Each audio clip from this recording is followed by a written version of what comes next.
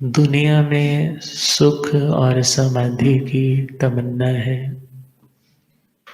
तो कर्म विज्ञान को जानना परम आवश्यक है। अदरवाइज व्यक्ति अपनी जिंदगी के जितने भी दुख है उनका कारण तो दूसरों को मानता है, और जितने सुख है उसका कारण स्वयं को मानता है। मगर यदि भगवान ने जो दृष्टि दी, उस दृष्टि से, उस लेंस के थ्रू यदि हम देखेंगे तो हमारी सृष्टि भी बदल सकती है। और हमारी उस सृष्टि को बदलने के लिए दृष्टि को बदलना अनिवार्य है, और वह दृष्टि बदलेगी हमारे इस ज्ञान के द्वारा। और भगवान ने वह ज्ञान फरमाया 8 कर्मों का विज्ञान। उन कर्मों को संसार दशा में करने वाला भी आत्मा है और भोगने वाला भी आत्मा है। मगर इतना ध्यान रहे, संसार दशा में रह कर के ही कोई आत्मा मोक्ष में जाने की योग्यता को भी अर्जित करता है। और उस योग्यता को अर्जित करने के लिए ज्ञान जरूरी, और उसके बाद उसके लिए इम्प्लीमेंटेशन, प्रयास जरूरी है। किनसे कर्म बंधते हैं उनसे बचना, किनसे कर्मों का आगमन रुकता है और पुराने बंधे हुए कर्म आत्मा से अलग होते हैं, उसके लिए प्रयास पुरुषार्थ करना आत्मा के लिए मोक्ष जाने का उपाय है। तो अभी हम 8 कर्मों की प्रकृति बंध, स्थिति बंध को एक्सप्लेन कर चुके हैं। अब है हमारे पास अनुभाग बंध, और उस अनुभाग बंध के अकॉर्डिंगली उस कर्म में जो रस है, उसकी पोटेंसी है, वह निर्धारित होती है। तो अभी तक हमने ज्ञानावरणीय, दर्शनावरणीय, वेदनीय, मोहनीय, आयु, नाम कर्म को पूरी तरह से समझा है। अब हमारा कर्म चल रहा है गोत्र कर्म। और गोत्र कर्म 2 तरह का है, उच्च गोत्र और नीच गोत्र। देखा जाए, हमारी साधना में भी विघ्न डालने वाला और दुनिया में उत्कृष्ट या निकृष्ट का लेबल देने वाला, हमारा ब्रांड निर्धारित करने वाला कौन सा कर्म है? गोत्र कर्म। तो उस गोत्र कर्म के बंधन के लिए उच्च गोत्र के 8 कारण बताए थे। जाति इत्यादि का घमंड नहीं करना। और नीच गोत्र बांधने के 8 कारण बताए थे। जाति, कुल इत्यादि का घमंड करते हुए अपने से छोटों का तिरस्कार करना।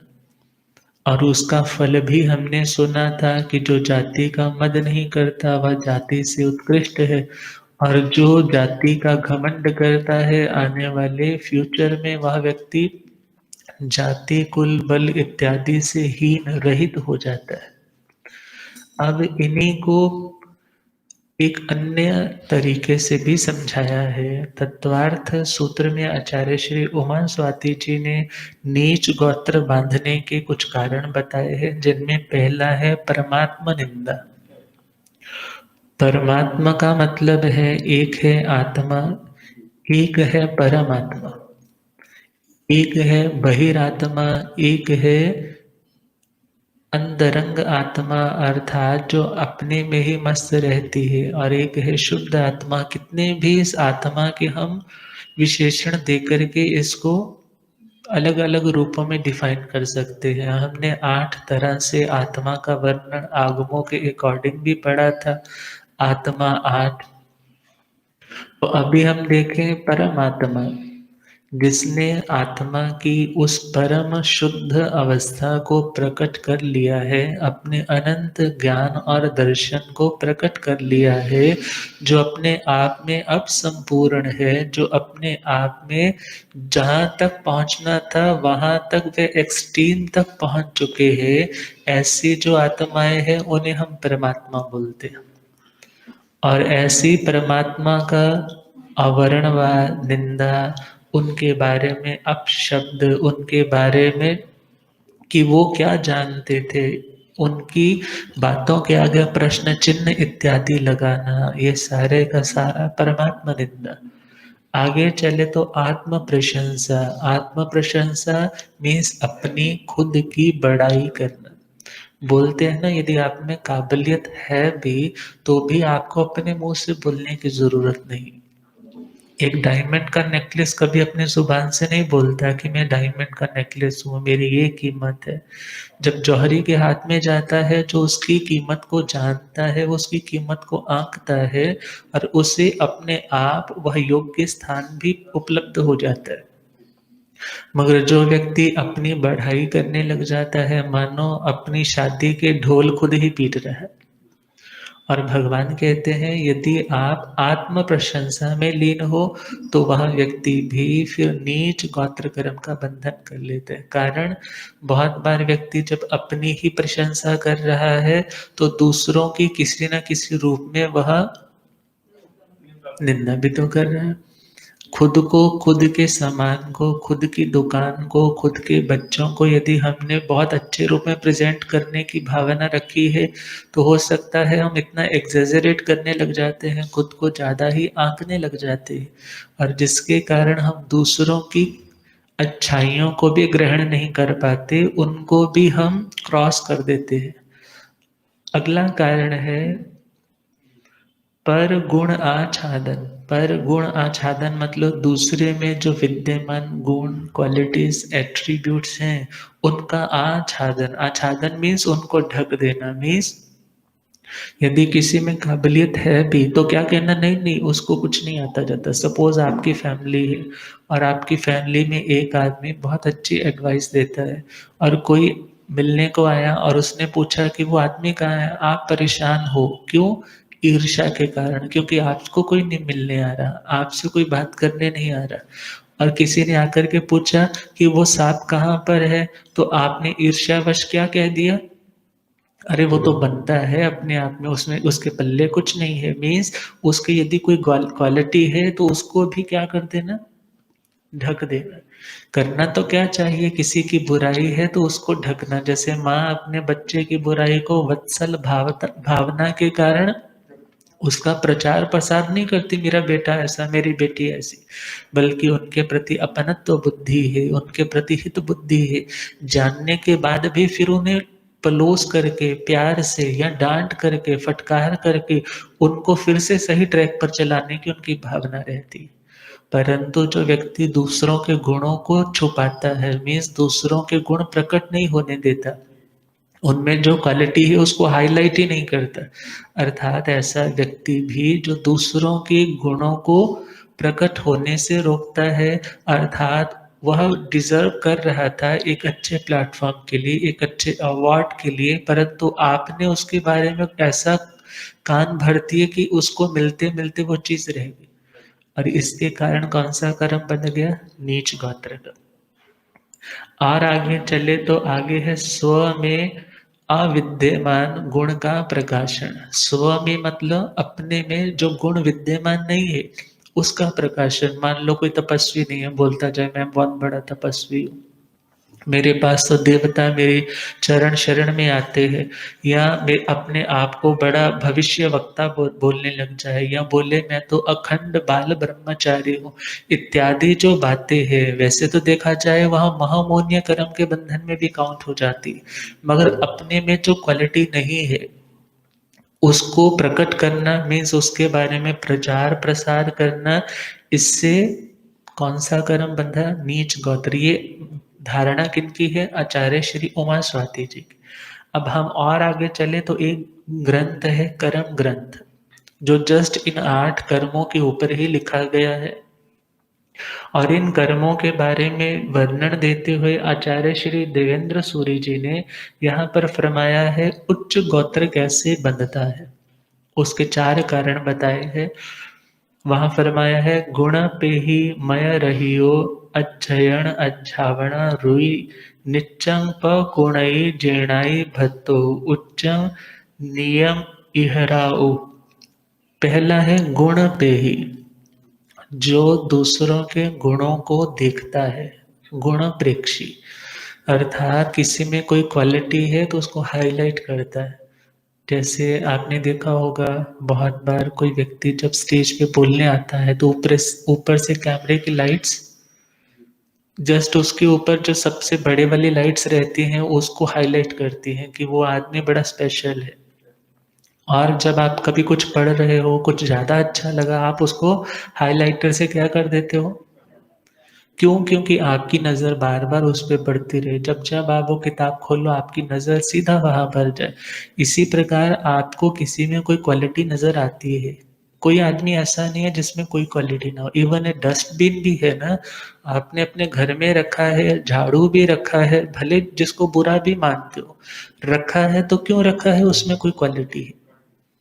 क्या क्वालिटी है? वो आपकी गंदगी को समेट देता है, आपकी बुराई को बाहर निकाल देता है, उसको ढक देता है। अब देखना होगा किसी में भी कोई भी क्वालिटी है, उस व्यक्ति की क्वालिटी को नोट करके, हाइलाइट करके आप उसका चिंतन करते हो, मेरे जीवन में भी ये क्वालिटी आए, तो वह व्यक्ति कौन-सा कर्म बाँधता है? उच्च गोत्र। कौन-सा कर्म? उच्च गोत्र। क्योंकि हम यदि माइंड्स की थ्योरी में चले तो जैसा आप देखते हो, जैसा आप सोचते हो, जिस बारे में आप बार-बार चिंतन करते हो, सबकॉन्शियस माइंड में वैसी चीज़ें आपके छपने लग जाती। फिर धीरे-धीरे समय आने पर आप वैसा-वैसा करने, बोलने, लिखने और वैसा बार-बार करने से repeated actions make a habit और आपका कैरेक्टर, आपकी जो आइडेंटिटी है, आपकी पहचान है, आपकी जो आदत है, वो भी वैसी ही बन जाती है जैसा आप बड़े लंबे समय से सोच बोल रहे थे। अब विचार करना है, यदि किसी के गुणों को देख रहे हैं, हम भी गुणवान बन जाएँगे, अर्थात भले आज कोई व्यक्ति नीच गोत्र वाला कहलाता है, मगर अच्छे लोगों की संगति करता है, उनके गुणों को देखता है, गुणों को जीवन में धारण करने की भावना भाता है, तो धीरे-धीरे वे गुण उसमें भी प्रकट होने लग जाएँगे और वह व्यक्ति उस नीच गोत्र से कहाँ शिफ्ट हो गया? उच्च गोत्र। अगला कारण है मय रही हो, जो व्यक्ति मद से रहित होता है। मद मतलब अहंकार, मद का मतलब है घमंड। आपके पास कोई योग्यता है, आपको ये नहीं कहा जा रहा आप अपनी योग्यता को कम आंकने लग जाओ या अपनी योग्यता के बारे में आप नेगेटिव हो जाओ, मेरे पास कुछ नहीं है, ऐसा नहीं आपको बोला जाता। मद का मतलब पहला तो है अपने आप को ओवर एस्टिमेट भी नहीं करना और अंडर एस्टिमेट भी नहीं करना। मगर आप जो हो उसको संपूर्ण भी नहीं समझना। आप जो हो उसको संपूर्ण भी नहीं समझना, बल्कि क्या समझना, जितना मुझे अभी तक ज्ञान है, जितना अभी तक मुझे ज्ञान है, उसकी अपेक्षा से, उसके यदि कंपैरिज़न करूँ तो मेरा अज्ञान उसकी अपेक्षा बहुत ज़्यादा है। तो घमंड किस बात का करना?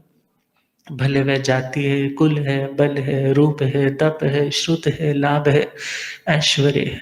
इससे क्या होगा? आपकी प्रगति में ब्रेक नहीं लगेगी। आपकी प्रॉस्पेरिटी में किसी प्रकार की रुकावट नहीं आएगी और आपने अकड़ दिखाने शुरू कर दी तो कोई ना कोई टाँग खींचने वाला ज़रूर मिल जाएगा। और भगवान कहते हैं जिन्होंने इस मद को छोड़ा, मदहोश नहीं हुए, जो होश में रहे, अवेयरनेस में रहे, अपने मार्ग पर बढ़ते रहे, वही लोग एक दिन अपने लक्ष्य तक पहुँच पाए। तीसरा कारण है अध्ययन अध्यापना, अध्ययन और अध्यापन। जो व्यक्ति अध्ययन करता है, सपोज़ छोटी जाति में पैदा हुआ, लोगों ने उसे निकृष्ट समझा होगा, परिवारवाद, जातिवाद को लेकर। मगर उस व्यक्ति का पूर्व जन्म का कर्म ऐसा रहा होगा, उसने घमंड किया होगा और प्रकृति ने उसका घमंड तोड़ने के लिए वहाँ उसका जन्म कर दिया। प्रकृति इज़ कर्मा। और वहाँ जन्म हो तो गया, मगर यदि वह व्यक्ति वहाँ रह कर के अब अध्ययन करता है, कुछ पढ़ाई करता है, मेहनत करता है और देखा जाए उस मेहनत के कारण, उस अध्ययन के कारण उस व्यक्ति का ऐसा स्टैंडर्ड मेंटेन हो जाता है, ऐसा लेवल बन जाता है कि फिर लोग उसको आदर की नज़रों से देखने लग जाते हैं। हम पहुँचे एपीजे अब्दुल कलाम, हमारे राष्ट्रपति भारत के, और जन्म तो उनका सामान्य देखा जाए तो जो मछुआरा फैमिली रहती है वहाँ पर हुआ। मगर उन्होंने इतनी मेहनत की, इतना एक्सप्लोर किया और आने वाले समय में क्या बन गए? पूरे भारत के फर्स्ट नागरिक बोला जाता है राष्ट्रपति को, उस स्थान तक पहुँच गए। और भी हम आगे चले तो अध्ययन करने वाला व्यक्ति अपने संस्कारों को भी तो शुद्ध करता है। जब आप पढ़ रहे हो डीपली, अनुप्रेक्षा पूर्वक अच्छी चीज़ें आप गहराई के साथ पढ़ रहे हो तो पढ़ते-पढ़ते आपके संस्कार शुद्ध होते हैं, आपके विचार शुद्ध होते हैं, आपकी भावनाएँ शुद्ध होती है और उन भावनाओं की, विचारों की शुद्धि के कारण फिर आपका जीवन भी बदलने लग जाता है। अभी तक आपको जो जन्मजात चीज़ें मिली थी, वहाँ से आपको अब नफ़रत होने लगी। अब आपने क्या सोचा, मुझे अब कुछ और अच्छा करना है जो इंसानियत के लिए ज़रूरी है, जो दुनिया के गम को दूर करने के लिए, उनकी खुशियों को लाने के लिए ज़रूरी है। तो वह व्यक्ति अपने उस अध्ययन के माध्यम से दूसरों के लिए इंस्पिरेशनल बन जाता है। अब जन्मा तो सामान्य में था, परंतु उस व्यक्ति ने अपनी उस योग्यता के कारण क्या कर लिया, उस अध्ययन के कारण खुद का विकास किया, खुद को अपलिफ्ट कर लिया, अर्थात कभी तो नीचे की ओर जा रहा था, अब ऊपर की ओर आने लग पड़ा। तीसरा कारण मतलब इसी में है, एक है अध्ययन और उसके बाद है अध्यापन। अध्ययन का मतलब है स्वयं पढ़ना और अध्यापन का मतलब है दूसरों को पढ़ाना। दूसरा व्यक्ति गलत रास्ते पर जा रहा है, आपने उसे हित शिक्षा दी, आपके पास जो अध्ययन है, आपके पास जो योग्यता है, उसके आधार पर उसके प्रश्नों का, उसके तर्कों का समाधान किया और उस व्यक्ति को गलत मार्ग पर बढ़ने से रोका और उस व्यक्ति को ऐसा तैयार किया कि वह व्यक्ति भी दूसरों को समझाने के लायक बन सके। जैसे बोलते हैं ना, नमो ओवरझायाणम, उपाध्याय उस दीपक की तरह होते हैं जो बुझे हुए दीपकों को भी रोशनी देते। अर्थात यदि आप एक दीपक से दूसरे दीपक को जलाते हो तो इस दीपक का कुछ नहीं जाता। हमें लगता है कि मैं सिखाऊँगा तो मेरी विद्या उसको मिल जाएगी तो मुझे कौन पूछेगा? ऐसा सोचोगे तो इस विद्या का क्रम कैसे चलेगा? और उस क्रम को चलाना ही पूरा अपने गुरुओं के ऋण को उतारना है। और यदि उसको खुद तक समेटे रखोगे तो ध्यान रखना, हो सकता है वह सीखा हुआ ज्ञान, ज्ञान तो इसलिए सीखा था कि मेरा मद, मेरा अहंकार चला जाए। परंतु बोलते हैं ना, बहुत बार दवाई आपने ली, परंतु वो दवाई रिएक्ट कर गई। होता है ना? दवाई रिएक्ट कर गई मीन्स अब वह रोग को और बढ़ाने वाली बन गई। और जिन लोगों का ज्ञान अजीर्ण अर्थात उनके घमंड का कारण, दूसरों के तिरस्कार का कारण, उनकी अशांति दूसरों की अशांति का कारण बन जाए, तो वह ज्ञान भी उसके लिए नीच गोत्र का कारण बन जाता है। क्योंकि बहुत बार वह अपने गुरु को भी चुनौती देने लग जाता है। मगर भगवान कहते हैं जो व्यक्ति अपने इस ज्ञान का अभिमान नहीं करता, उसका किसी प्रकार से दुरुपयोग नहीं करता, वह व्यक्ति उच्च गोत्र का बंधन करता है। तो तीसरा कारण है अध्ययन, खुद पढ़ना, अध्यापन, दूसरों को पढ़ाना, दूसरों को नेक सही रास्ते पर चलाना। और अगला कारण है, तीसरा तो हो गया अध्ययन और अध्यापन वाली रुचि वाला, जिसका इंटरेस्ट भीतर से है, जिसका पैंचैट कैसा है, जिसका टेस्ट कैसा है कि मैं पढ़ूँ। स्थानक में पहुँचा या किसी भी स्थान पर पहुँचा, लोग तो कोई मैगज़ीन देख रहे हैं, कोई न्यूज़पेपर देख रहे हैं, बाहर गए तो कोई घूमने की तैयारी में है, आज ये देखने जा रहे हैं। परंतु वह व्यक्ति क्या देखता है, यहाँ कोई लाइब्रेरी है, मैं कुछ पढ़ लूँ, कुछ नया सीख लूँ, नया सीखूंगा तो मेरे पास ज्ञान भी इकट्ठा होगा, जो मेरे शंकाएं हैं उनका पढ़ने से समाधान भी हो जाएगा और मैं दूसरों को बताने के लायक भी हो जाऊंगा। अब उस व्यक्ति की रुचि कौन सी है, अध्ययन की, और अध्यापन की रुचि कोई भी मिल जाए तो उसका क्या ध्यान रहता है कि कोई आए और मैं उसको बताऊं, जो मैंने सीखा है मैं उसको कन्वे करूं। कारण यह ज्ञान परंपरा तभी आगे बढ़ेगी यदि यह सीखा हुआ ज्ञान हम किसी योग्य पात्र को आगे ट्रांसफर करते रहे। चौथा कारण है पकुणई जीर्णाई भद्दो, जो व्यक्ति जिन अर्थात राग और द्वेष को जिन्होंने जीत लिया है, ऐसे जिनेश्वर भगवंतों की भक्ति सेवा करता है। अब सेवा का मतलब क्या है, साक्षात तो जिनेश्वर भगवान है नहीं, हमारे भरते रावत में तो महाविद्य में तो है, मगर साक्षात नहीं है तो उनकी सेवा, उनकी उपासना का मतलब है उनकी जो आज्ञाएं हैं विधि और निषेध पूर्वक ये करो ये मत करो, उनको यदि हम फॉलो करने का प्रयास करते हैं तो इट मीन्स हम उनकी आज्ञा का पालन कर रहे हैं। और आज्ञा पालन का मतलब ही सेवा करना होता है। सेवा करने का मतलब क्या होता है, आज्ञा पालन करना। और उनकी भक्ति का मतलब क्या होता है, उनकी स्तुति करना, गुणानुवाद करना। मगर वह गुणानुवाद भी अधूरा है यदि हम उनके कहे के अनुसार नहीं चलते, कोशिश ही नहीं करते। किस तरह से, डॉक्टर पे भरोसा तो पूरा है, डॉक्टर बहुत अच्छा है, दवाई भी ले आए और दवाई के उस पत्ते को ला करके अपने उस ईशान कोण में बने हुए छोटे से मंदिर में भी रख दिए और वहां जाकर के रोज उसको मत्था टेक रहे हैं, अगरबत्ती कर रहे हैं कि हे डॉक्टर देवता मुझे ठीक करते, हे दवाई मुझे ठीक करते। ऐसे थोड़े ठीक हो जाओगे। विश्वास होना अलग बात है, उसके बाद जो उसने कहा है कि ऐसा करो ऐसा मत करो, यह तुझे लेना है ये तुझे नहीं लेना, अर्थात कुछ चीजें वह प्रेस्क्राइब करता है, कुछ चीजें प्रेस्क्राइब करता है। अर्थात जिस चीज की प्रिस्क्रिप्शन दी जाती है ऐसा ऐसा लो, और प्रोस्क्राइब मीन्स प्रोहिबिट करता है, ऐसा ऐसा मत करो। और जब इन दोनों चीजों का ध्यान रखा जाता है, समय पर औषधि का सेवन किया जाता है, जो पथ्य है जो खाना है वो लिया जाता है, जो अपथ्य है उसे छोड़ा जाता है, फिर जाकर के आप स्वस्थ हो पाते। ये नहीं है दवाई का कोई योगदान नहीं है, डॉक्टर का कोई योगदान नहीं, सबका योगदान है। मगर जब ये चीजें सब मिलकर के जीवन में उतरेंगी तब रोग हमारा दूर हो पाएगा।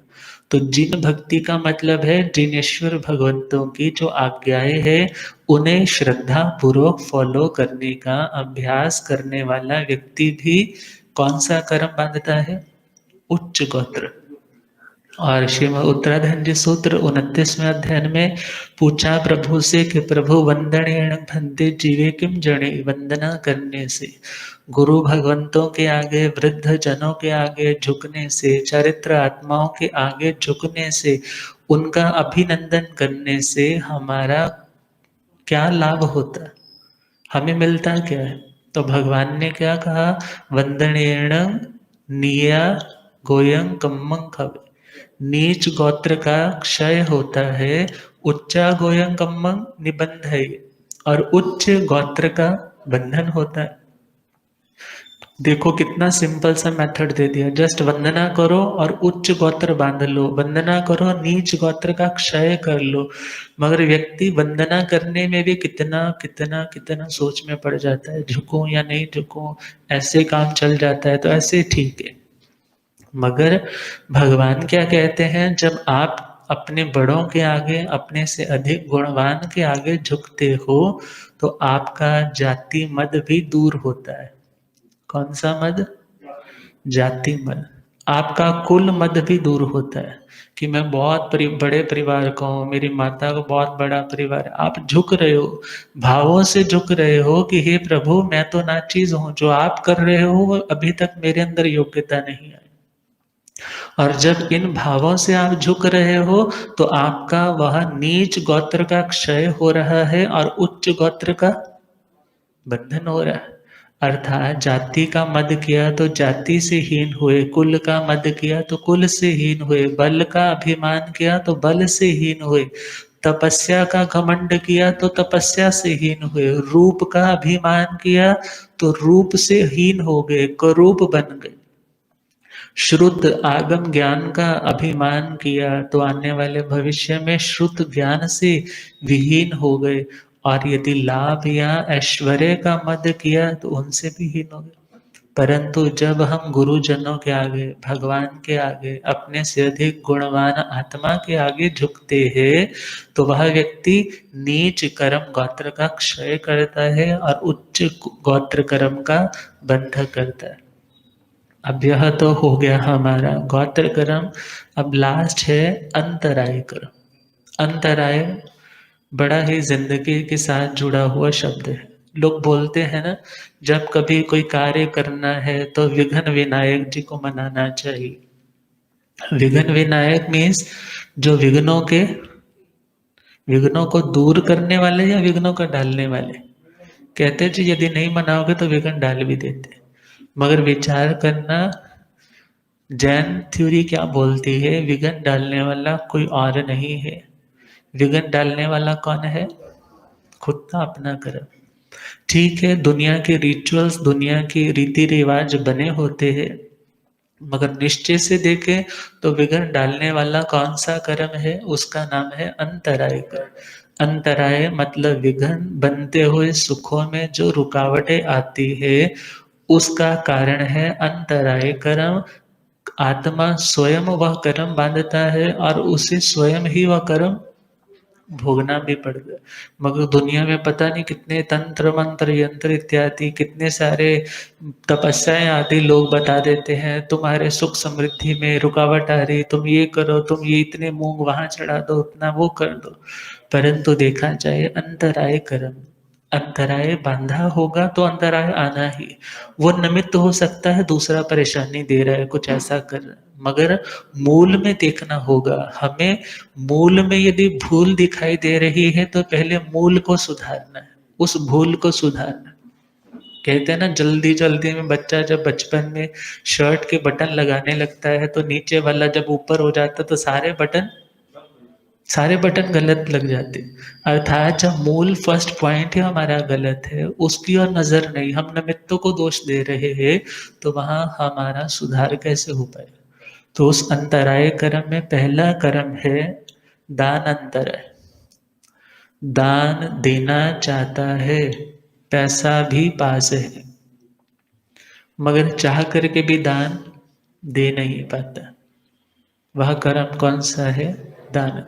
पहली बात तो यह है। दूसरी बात है, दान देना चाहता है, पैसा भी नहीं है। देने की भावना बहुत है मगर पैसे नहीं। वो सोचता अब दूं तो क्या दूं। वो कर्म कौन सा है? दानंतराय। दान देना चाहता है मगर दे ही नहीं पाता। कभी परिवार वाले रोक देते हैं, कभी मान लो पैसा हाथ में भी आया, कभी किसी ने रोक दिया कि अभी मत दो, रहने दो, इन लोगों को तो और भी देने वाले मिल जाएंगे। अर्थात दान देते देते भी हाथ रुक गया। वो कर्म कौन सा? दानंतर। लाभंतराय, आपको कोई प्रॉफिट हो रहा था, वो प्रॉफिट होते होते आपके हाथों से कोई दूसरा लेकर के चला गया। वो कर्म कौन सा? लाभ अंतर है। तीसरा भोग अंतर है। एक बार जो चीज यूज में आती है उस चीज में उसको भोगने में जो विघ्न आता है उस कर्म का नाम क्या है? भोग अंतर है। और जो चीज बार बार यूज में आ सकती है, घर मकान कपड़े इत्यादि, और उसको उपभोग करने में जो विघ्न आए उस कर्म का नाम क्या है? उपभोग अंतर है। और बल वीर्य अंतर है। अपनी शक्ति का आप जहाँ पर नियोजन करना चाहते हो, जहाँ उसे लगाना चाहते हो, वह शक्ति आपकी मानो बंध जाती है। जैसे बोलते हैं ना, किसी ने तो कील दिया जी उसको, वह व्यक्ति करना चाहता था परंतु उसका तो कदम ही नहीं उठा। अर्थात कोई तपस्या करना चाहता है, तपस्या कर ही नहीं पाया। वो देखा जाए वो कर्म कौन सा है? वीरंतराय कर्म। उसका वीर्य, उसकी शक्ति, वह शक्ति भीतर तो है मगर वह जहाँ लगाना चाहता है वहाँ लग ही नहीं पाती। मीन्स उसके बढ़ने में रुकावट आ जाती है। अब यह कर्म है वीरेंद्राय कर्म। इनको हम छोटे छोटे दृष्टांतों से समाप्त करते हुए समझ सकते हैं। ढंढन मुनिराज के लिए हम बहुत बार सुनते हैं। ढंढन मुनिराज किनके बेटे थे? किनके बेटे थे? श्री कृष्ण जी के। हम बात करते हैं ढंढन मुनिराज ने जब दीक्षा ली भगवान श्री अरिष्ट नेमि जी के चरणों में, और जब उनके चरणों में दीक्षित हुए हैं, और ढंढना रानी के वो बेटे हैं वसुदेव जी, और जैसे ही दीक्षित हुए हैं और जिनके साथ भी गोचरी पे जाते हैं बेचारे उसको भी गोचरी नहीं मिलती। कई दिन हो गए तो वह सोचते हैं कि मैं जाता हूँ शायद इनके कारण गोचरी नहीं मिल रही, और उन्होंने अपने प्रभु से क्या निवेदन किया कि प्रभु मैं जाता हूँ, मेरे कारण शायद किसी को आहार नहीं मिलता, ये अलग अलग जाएंगे तो मिल जाएगा, वो अलग अलग जाते उन्हें मिल जाता। अब तो क्लियर हो गया ये कौन सा कर्म मेरा उदय में है, अंतराय कर्म। और कहा कि प्रभु बांधा भी मैंने है, तोड़ना भी मुझे है, अतः आप कृपा करके मेरे को क्या बच्चे खान करवा दे, जिस दिन मेरी लब्धि का आहार मिलेगा तभी मैं पारणा करूंगा, अदरवाइज मैं कोई भी आहार पानी नहीं लूंगा। अभिग्रह कर लिया, दृढ़ प्रतिज्ञा कर ली। गोचरी पे जाते हैं, जैसे जैसे घरों में जाते हैं कुछ भी नहीं मिलता। बहुत समय बीत गया, आहार नहीं मिल रहा, और एक समय वसुदेव श्री कृष्ण पहुंचे हैं भगवान के चरणों में, वंदन नमन किया विधि पूर्वक, और इधर से उनकी गोचरी का वक्त हुआ है और वे गोचरी लेने गए हैं अपने तीसरे पहर पे। और इधर वंदना करते करते उन्होंने पूछा कि प्रभु आपका इतना बड़ा संघ है, इनमें सबसे ज्यादा दुष्कर दुष्कर करने वाले कौन से संत हैं? तो भगवान ने क्या कहा, कोई और नहीं, ढंढन मुनिराज। और जैसे ही ये सुना और पूछा प्रभु वे कहाँ है, अभी तो वे गोचरी पर गए, और जैसे ही वापस लौट रहे हैं वंदन करके हाथी के औहदे पर बैठे हैं, रास्ते में देख लिया ढंढन मुनिराज आ रहे हैं, और बड़ी इरिया समिति पूर्वक बड़ी ही समाधि पूर्वक बढ़ रहे हैं, और अपने उस हाथी के औहदे से नीचे उतरे, अपने उपान अपने जूते इत्यादि त्यागे, और उत्तरासंग अर्थात मुख ढक करके फिर अंजलि कर उनके चरणों में विधि पूर्वक नमन की। जैसे ही नमन किया, नमन करके बड़े भावों से कि आपकी करनी धन्य है, जिसकी प्रशंसा कौन कर रहे हैं, स्वयं देवादि देव तीर्थंकर भगवान कर रहे हैं, और उन्हें भाव पूर्वक वंदना करते हुए अपने हाथी के औहदे पर बैठे और आगे बढ़े। और यह दृश्य एक आदमी जो हलवाई का काम कर रहा है उसने देख लिया, और उसने क्या सोचा, रहे जिसे श्री कृष्ण महाराज वंदन कर रहे हैं कोई सामान्य साधु नहीं होगा, कोई बहुत पहुंचा हुआ, कोई बहुत बड़ा साधु लगता है। और उन्हें निवेदन किया कि पधारिए, मेरे पास अभी ताजा ताजा मोदक लड्डू तैयार किए हैं। और जैसे ही वो पधारे और उन्हें लगा कि आज मेरा अंतराय टूट गए, और जैसे ही आए और पात्रा रखा, झोली खोली, और जैसे ही उसने वो लड्डू डाल रहा है, और जैसे ही मोदकों से पात्र भर दिया, और उन्होंने कहा बस बस और नहीं चाहिए, और उठा करके जैसे ही आए, मगर मन में संशय है, अरे पहले मैं अपने केवल ज्ञान केवल दर्शन के धारक धर्माचार्य धर्मोपदेशक भगवान अरिष्ट नेमि जी से पूछ लूं। गुरुदेव पधारे। और अब मेरा सात गुरु बाई,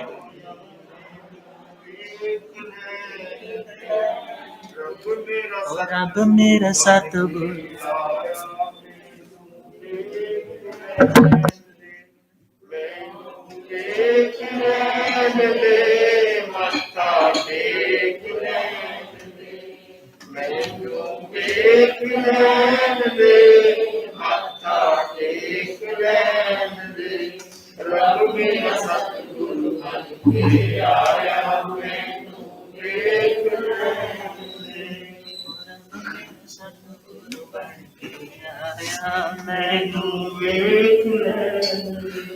बोले आगम ज्ञाता आगम पुरुष जय शास्त्र रतन हिमाचल केसरी उपाध्याय भगवंत श्रद्धे गुरुदेव श्री जितेंद्र मुनि जी महाराज।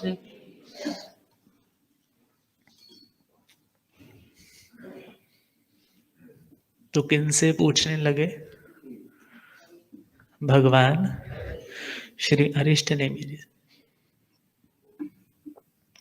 पूछा, प्रभु जो आज मुझे गोचरी में लड्डू मिले,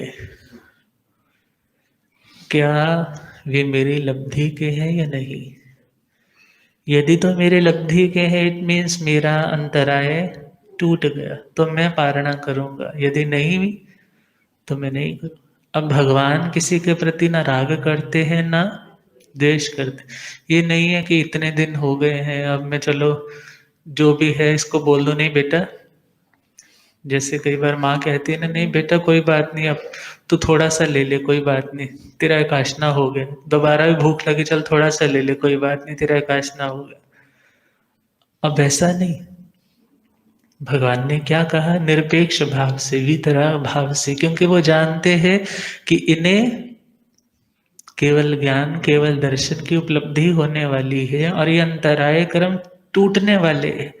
और उन्होंने क्या फरमाया है कि हे ठंडन मुनिराज, अभी आपका अंतराय कर्म टूटा नहीं। अंतराय कर्म नहीं टूटा, ये फिर किसकी लब्धि का मुझे मिला? ये आपके संसारिक पिता श्री वासुदेव श्री कृष्ण जी, उन्होंने वंदना की। और यह दृश्य किसने देखा? उस हलवाई ने देखा और उससे प्रभावित होकर के आपको मिला है, यह श्री कृष्ण की लब्धि का मिला है। अब जैसे ही सुना, मेरी लब्धि का नहीं। अब किसी को वो देना भी नहीं, खुद वो खाना भी नहीं, एकांत स्थान पर आकर के आज्ञा लेकर के उनको परखना है, बुसराना है और उनको चूर चूर कर रहे हैं कि कहीं किसी के जीव के मुख में आकर के कहीं फंसे ना, कोई फांस ना बन जाए, किसी प्रकार से किसी को खाने में रुकावट ना पड़ जाए। मैं तो बसरा दूंगा, न पुण्य के लिए न किसी अपने उस भावना से, मुझे तो इसका त्याग करना है। और उनको जैसे जैसे चूर रहे हैं और मन में क्या गलानी, क्या पश्चाताप कि हे आत्मा, तूने कहाँ ये कर्म किए होंगे जो अभी तक नहीं टूट रहे। तूने कितने अंतराय डाले होंगे, कितने विघ्न डाले होंगे, जिसके कारण आज तुझे आहार मिला भी तो तू भी वो आहार नहीं कर पा रहा। और उनको जैसे जैसे चूर कर रहे हैं, कथाकार कहते हैं उन्होंने अपने उन घाती कर्मों को ही चूरा कर दिया, उनको आत्मा से अलग कर दे। और जैसे ही चूरा है, जैसे ही वो मोती चूर के लड्डू इधर से चूर रहे हैं, उधर से कर्म चूर हो रहे। और जैसे ही कर्म चूर हुए, केवल ज्ञान केवल दर्शन का आलोक प्रकट हो गया। और उस समय सारा दृश्य देखने लग पड़े कि मैंने ये कर्म कहाँ बांधे, मैंने ये कर्म किस तरह से बांधे। बहुत से किसान, बहुत से मजदूर जो गांव के और खेती करने के लिए ठेका करके मुझे ठेकेदार के रूप में नियुक्त किया है, मेरी ड्यूटी है उनसे काम लेना और मैं काम ले रहा हूं, परंतु उनकी पेमेंट अभी रखी हुई है। अब उनके भोजन का वक्त भी हो गया, तो क्या कहता हूँ, नहीं एक बार एक और राउंड ले आओ। और वे एक राउंड लगाने में उनका भोजन भी ठंडा, उसमें भी अंतराय।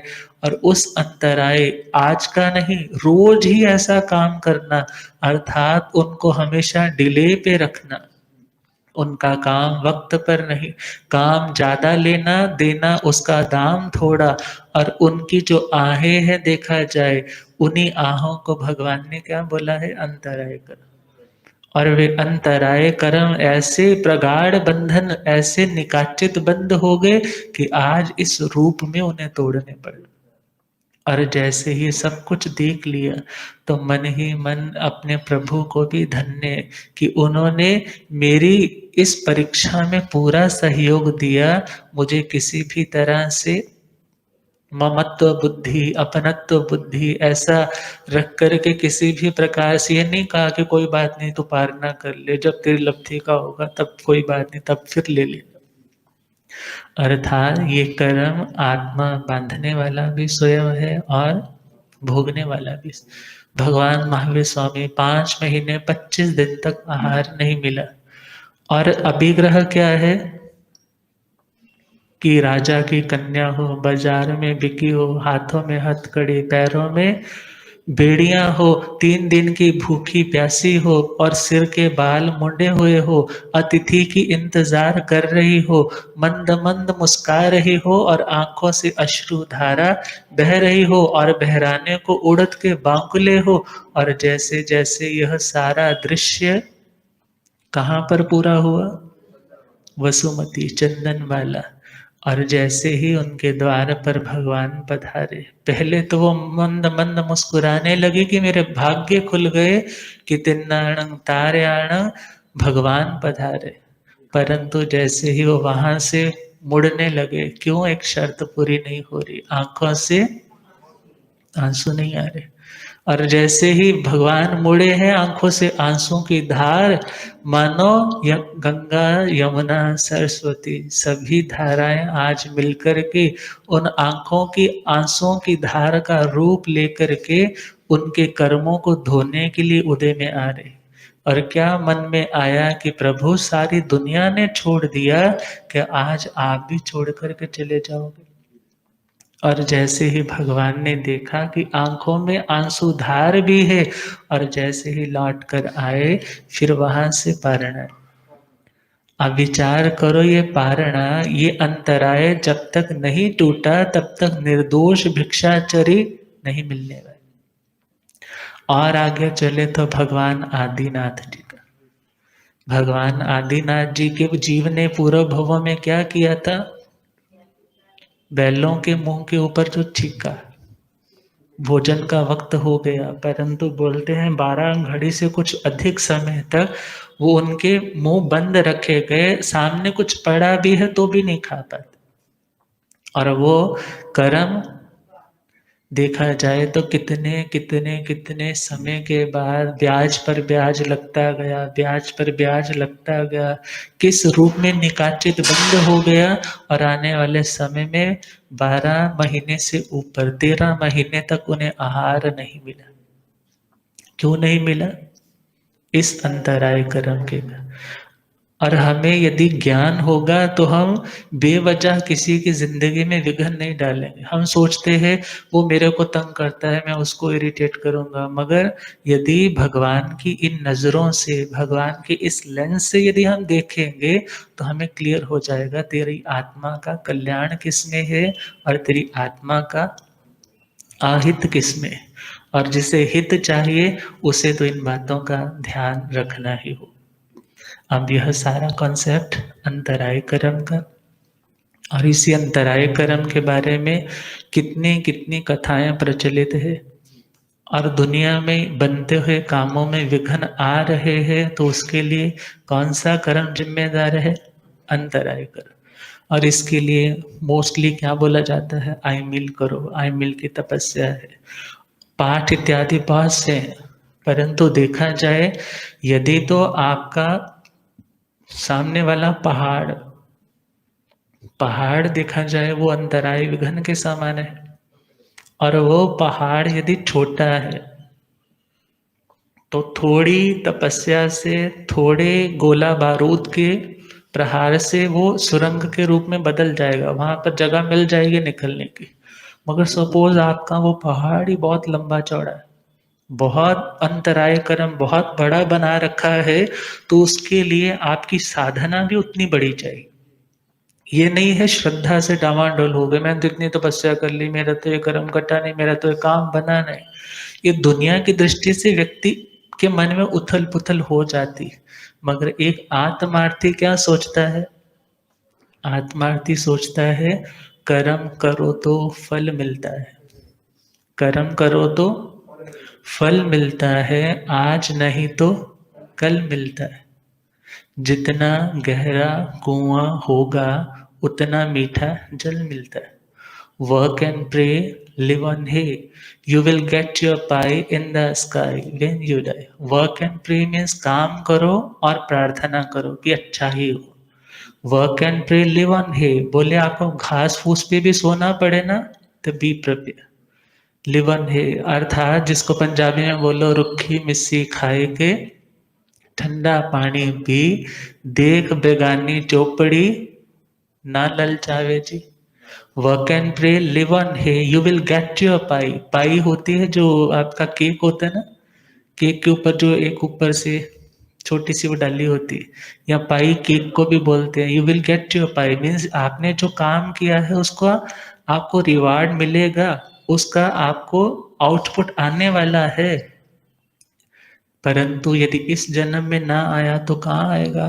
बोले you will get your pie in the sky. Sky का मतलब ये नहीं है कि उस आसमान में, स्काई का मतलब है आने वाले भविष्य में। व्हेन यू डाई, यदि इस जन्म में नहीं मिला तो बोले स्काई इज हेवंस, अर्थात आने वाले परलोक में, आने वाले इन फ्यूचर जन्म में आपको उस कर्म का फल जरूर मिलेगा।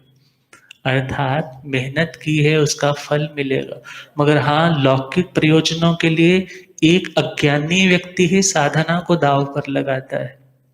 एक ज्ञानवान आत्मा इन दुनिया के लौकिक प्रयोजनों के लिए अपनी इस अलौकिक साधना को वेस्ट नहीं करता। तो इस सारे का सारा कॉन्सेप्ट है अनुभाग बंध में। लास्ट है प्रदेश बंध। प्रदेश का मतलब है दल संचय। दल संचय मीन्स उस आत्म प्रदेशों के साथ उन कार्मिक वर्गणाओं का, उन कार्मण वर्गणाओं का जो देखा जाए अनंत अनंत परमाणुओं से बने हुए स्कंद रूप है, उनका जो आत्मा के साथ एक मेक भाव रूप संबंध है, उसका नाम है प्रदेश बंध। जब कभी प्रदेश बंध होता है, सबसे पहले प्रदेश बंध हुआ, भले इसका नाम चौथा है प्रकृति बंध, स्थिति बंध, अनुभाग बंध और प्रदेश बंध। भले सबसे पहले हुआ तो हमारी दृष्टि में प्रकृति बंध, परंतु कहा कि जब आपने आपने सबसे पहले उन वर्गणाओं को अपनी आत्मा के साथ जोड़ना है तो सबसे पहले वो क्वांटिटी आई। प्रदेश का मतलब है क्वांटिटी। जैसे एक लड्डू आपके पास छोटा सा है, एक आपके पास आधा किलो का है। जन्मदिन आता है तो लोग 60 साल का हुआ है तो कोई 60 किलो का लड्डू बनवा लेता है। तो ये जो क्वांटिटी है इसका नाम क्या है? प्रदेश। इसका हम वेट नहीं तोल सकते, मगर शास्त्रों में वर्णन आता है, तुम्बक अध्ययन में आत्मा हल्की कैसे होती है, आत्मा भारी कैसे होती है। इन 8 कर्मों की वर्गणाओं का जब कर्म रूप में परिणत होती है और आत्मा के साथ बंध जाती है तो आत्मा भारी होती चली जाती है। और जो चीज भारी होती है वो हमेशा नीचे की ओर जाती है, और जो चीज हल्की होती है वो ऊपर की ओर जाती है। निश्चय से तो आत्मा ना हल्की है ना भारी है, परंतु ये समझाने की दृष्टि से, अर्थात उस आत्मा के ऊर्ध्वारोहण या अधोगति को समझाने के लिए कर्मों के कारण जो बनने वाली स्थितियां हैं उनको बताने के लिए बोला जाता है आत्मा भारी हुई, आत्मा हल्की हुई। मगर निश्चय से देखे आत्मा का जो स्वभाव है वो ऊपर की ओर बढ़ना है, और ऊपर की ओर बढ़ना उसका तभी संभव हो पाता है जब ऊपर उसके रखा हुआ बोझ क्या हो जाता है। जैसे आप किसी बैलून को किसी पानी में ऐसे पकड़ करके नीचे की ओर करना चाहो, जैसे ही हाथ छोड़ोगे वे क्या हो जाएगा? ऊपर की ओर आ जाएगा। इसी प्रकार आत्मा जब आगे कर्मों के बंधनों से मुक्त होगी, नया बांधा नहीं, पूर्व के बंधे हुए टूट गए, और तो सभी के सभी कर्मों से मुक्त होकर के आत्मा कहाँ पहुंच जाती है? लोकाग्र तक। लोकाग्र से आगे क्यों नहीं पहुंच पाती? क्योंकि वहां पर धर्मास्तिकाएं नहीं है, रेल की पटड़ी नहीं, ट्रैक नहीं। इसलिए कहा जाता है इस प्रदेश बंध में ही प्रकृति, स्थिति और अनुभाग, ये 3 चीजें और पड़ती है। पहला प्रकृति और लास्ट वाला प्रदेश बंध होते हैं हमारे योग के कारण, और बीच के जो 2 है स्थिति बंध और अनुभाग बंध, यह किसके कारण होते हैं? कषायों के कारण। अब इन कर्मों को जानना है, समझना है। अब आने वाले सेशन में, आने वाले प्रवचन में हम बात करेंगे कर्म और कितनी टाइप्स के होते हैं, कौन से कर्म हम चेंज कर सकते हैं। बोलते हैं ना भाग्य बदला जा सकता है, मगर वो कौन से कर्म है जिनको हम बदल सकते हैं और किस प्रयास से हम उसे बदल सकते हैं, उसके बारे में भी हम चर्चा करेंगे।